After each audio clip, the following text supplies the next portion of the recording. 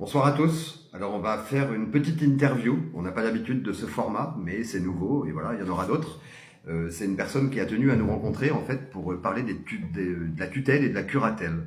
C'est quelqu'un qui a eu des petits soucis dans sa vie consécutivement, comme on peut en avoir tous, hein, rien de bien spécifique, et qui en fait s'est retrouvé plongé dans l'enfer de la tutelle, enfin de la curatelle en l'occurrence. Donc je vais la laisser se présenter toute seule. Salut Rachel. Salut, bonsoir à tous.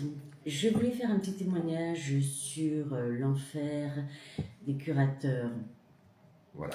Après avoir eu une faillite d'entreprise, un divorce. Dans l'ordre, c'est ça, ouais. Faillite, Divorce et escroquerie. Voilà. On va pas rentrer dans les détails, mais en gros, ton divorce fait que tu as récupéré une part d'argent et qu'à un moment donné, tu as voulu l'investir comme n'importe qui aurait fait et malheureusement, tu t'es fait escroquer 100 000 euros en l'occurrence. Hein, on va le dire. Voilà.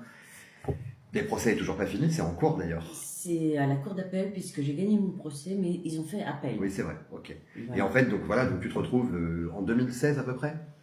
Non, c'était en 2018. Oui, c'est ça, en voilà. 2018. Et puis du coup, donc il y a un moment où tu es KO, tu déprimes clairement, tu manges moins, tu es moins alerte, voilà. Tout à fait, je ne dors plus du tout. Ouais. Et tu te rends à l'hôpital avec ta maman. Et j'appelle ma mère pour me confier à elle, ouais. pour qu'elle sache ce qui m'arrive. Oui, c'est ça, pour te confier verbalement, effectivement. Voilà. Ok. Et à la suite de ça, elle décide qu'on irait le lendemain à l'hôpital. Arrivée à l'hôpital, il y a ma fille aussi, j'ai oublié de dire qu'il y a ma fille aussi, hein, qui est majeure. Arrivée à l'hôpital, je me retrouve devant un psychiatre qui me propose de boire quelque chose pour me détendre, ce que je fais. Et quand je me réveille, je suis dans une chambre vide. Je vais pour ouvrir la porte fermée. Ouais. J'ai beau appeler, on ne me répond pas. Et c'est là que tu découvres en fait qu'ils sont en train, enfin que ta maman va te mettre sous curatelle. Elle a même demandé à ta fille de signer les papiers. Elle m'a déjà mis dans un hôpital psychiatrique. Ouais, maison de repos, c'est la même chose dans ces cas-là. Ouais, si on veut. Et du coup, elle a signé la curatelle. Et elle a trouvé que c'était pas suffisant. Elle a envoyé un courrier au juge des tutelles. Ouais. Afin qu'ils me mettent sous curatelle. Voilà, soit pour ton bien, soi-disant, sauf que voilà. Alors, il faut préciser aussi que la maman de Rachel n'avait pas les compétences pour s'occuper de ses papiers ou de choses comme ça. Est-ce qu'elle a voulu bien faire Est-ce que c'est un comportement un peu vicieux? Moi, je pense que c'est plus ce cas-là, oui, très clairement. De toute façon, on voit beaucoup de mamans et de leurs filles en conflit. C'est pas quelque chose de... Ah bon, nous, on est en conflit depuis ma naissance. Alors. Oui, mais de toute façon, en Occident, souvent, entre les mamans et les filles, il y a très souvent des conflits. C'est pas si simple que ça, c'est ce que je veux dire. Ouais. Donc, tu te retrouves dans un environnement, alors, comment dire, tu connais rien de ça? Non. La tutelle, la curatelle, t'as pas d'amis proches à qui c'est arrivé ou... Non. Là, tu découvres que déjà, c'est pour 5 ans. Je découvre déjà, quand le juge de tutelle me voit, je suis sous médicaments, donc je suis pas très lucide, on va dire, oui. D'accord. Et elle considère qu'une curatelle simple ne suffit pas, on met ce curatelle renforcée. Ah oui, c'est vrai, tout à fait. Tu viens de le préciser, je ne l'avais pas pris dans mes notes. Voilà. Curatelle renforcée. Et là, tu découvres que c'est 5 ans. Et là, je découvre que c'est 5 ans. Renouvelable 5 ans, renouvelable 5 ans. Et des fois, il y a des gens, ils y restent à vie. Hein. Ouais, et là, en gros, on peut même dire, sauter un petit peu les étapes, mais dire, dans ta tête, tu te projettes tout de suite au 17 juin 2024, en te disant, ça, c'est la fin des 5 ans, maintenant, il faut s'accrocher. Maintenant, on va rentrer dans le détail.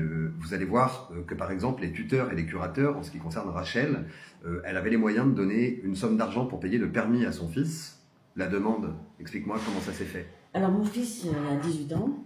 Je précise quand même qu'il est orphelin de père. Hein. Donc, la seule personne qui peut subvenir à ses besoins, c'est moi.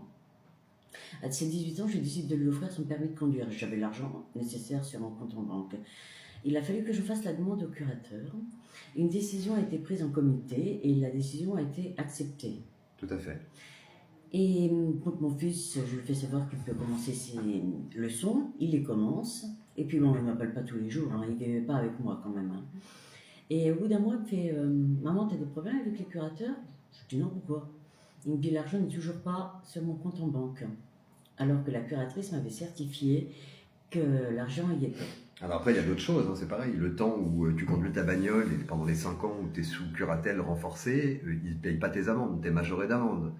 Voilà. Également, je suis majorée d'amende. On y reviendra après au niveau de la fin, comment ça s'est passé, mais tu n'as même pas été prévenu que c'était fini, pas dans les délais. On va revenir de comment ça s'est passé, mais quand vous êtes sous tutelle et curatelle, en fait, c'est à votre charge. C'est C'est ce que Rachel m'expliquait. Plus on est riche, plus on paye cher. Tout à fait. Voilà. Il y a un forfait. Donc, comme je vous disais, refus de payer l'argent pour que son fils passe son permis à 18 ans, vous allez voir que ça a été beaucoup plus loin que ça.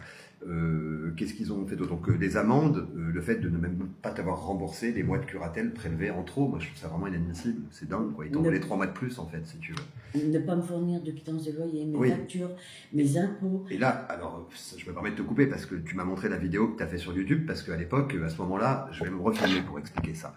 À ce moment-là, donc, comme je vous disais, comment ça s'est passé pour Rachel à ce moment-là? En fait, donc elle attend sa date du 17 juin 2024. Ok, il y a un collège de curateurs qui propose en fait un fichier avec des psychiatres dedans pour qu'elle puisse passer, comment on peut dire ça, un entretien Ouais, pour lever la curatelle ou la reconduire sur 5 ans. Ce qui est d'ailleurs hallucinant, parce que 5 ans c'est un peu long quand même. Il y a des gens qui ont le cancer à qui on donne l'ALD pour 1 an. Faut le savoir, là 5 ans pour te voler ta vie, c'est quand même assez hallucinant. Donc Rachel a respecté dans les clous, elle m'a expliqué les emails, elle m'a tout montré. Donc elle a choisi un psychiatre à côté de chez elle à ce moment-là en région parisienne, elle a été le voir.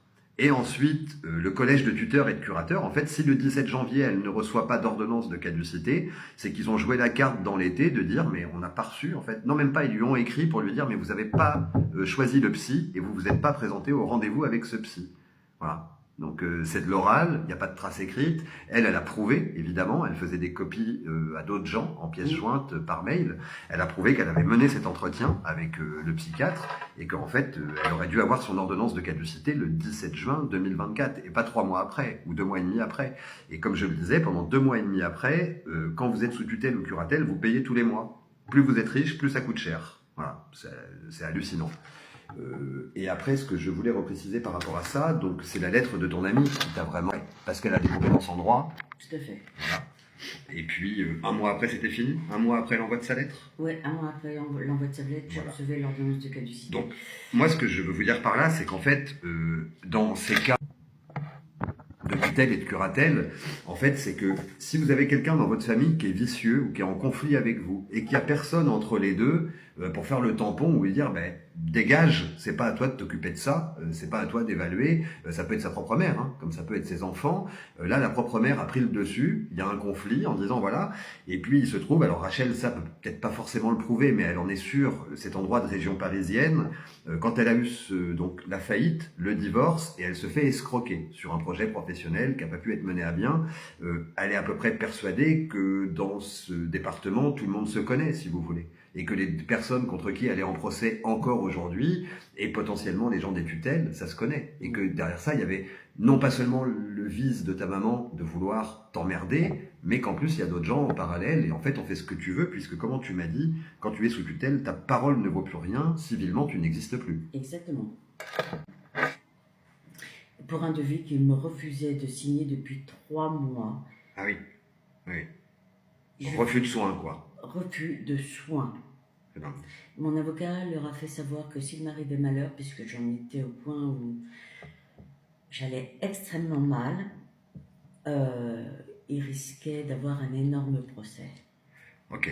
Alors par contre, Rachel avait un petit message personnel à passer. Alors voilà, elle avait un petit message personnel à passer. Vous savez qu'ici, on est sur un format de 10 minutes. Il reste 1 minute 30. Donc je vais lui laisser la parole pour passer ce petit message, parce qu'il faut comprendre que pour elle, mais c'est 5 ans de sa vie qui a été volé, et encore 5 ans et 3 mois presque dans son... Nous t'écoutons Rachel, je te laisse passer ton message, je vais même me mettre un petit peu plus loin, tu sois tranquille, tu as 1 minute. Ce message s'adresse à mes enfants, parce que grâce, ou tout au moins à cause de cette curatelle, ça a été trop lourd pour mes enfants. Donc j'ai perdu mes enfants, je ne les vois plus depuis des années. Des administrations et des membres de ma famille ont détruit ma vie. Il a fallu que je me batte comme une malade pour prouver que j'allais très bien. Et maintenant, j'attends plus que le retour de mes enfants. Car ma souffrance, c'est leur absence. Et je ne suis pas une mère sans enfants. Je vous attends, je vous aime tous les deux. Et maman est toujours là. Rachel, je te remercie beaucoup pour ce témoignage. Vraiment, enfin on a regardé tout ça est sincère et voilà. Donc surtout abonnez-vous, likez, si vous avez des questions sur quoi que ce soit, n'hésitez pas. On va mettre le lien vers une association qui est là pour défendre les gens qui ont des problèmes avec les curatelles. Ça sera dans les commentaires. À bientôt les petits loups et ciao.